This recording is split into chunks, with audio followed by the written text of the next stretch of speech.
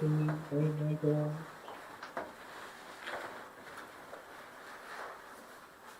Our third reading is taken from Evangelii Gaudium, the Joy of the Gospel, by Pope Francis, the proclamation of the Gospel in today's world. The people for everyone, paragraph 113. The salvation which God has wrought and the Church joyfully proclaims is for everyone. God has found a way to unite Himself to every human being in every age.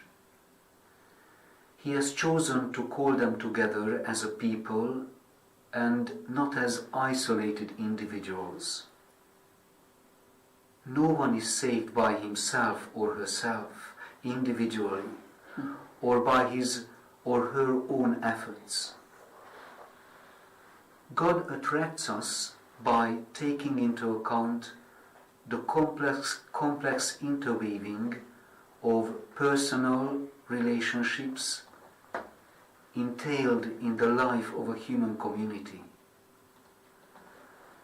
This people which God has chosen and called is the Church.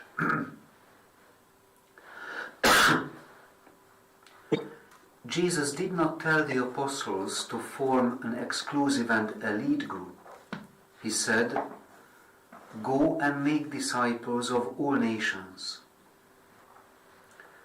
St. Paul tells us in the people of God, in the Church, there is neither Jew or Greek, for you are all one in Christ Jesus. To those who feel far from God and the Church, to all who are fearful or indifferent, I would like to say this: the Lord, with great respect and love, is also calling you to be a part of His people. Being Church means being God's people in accordance with the great plan of His fatherly love. This means that we are to be God's leaven in the midst of humanity. It means proclaiming and bringing God's salvation into our world, which often goes astray and needs to be encouraged, given hope, and strengthened on the way.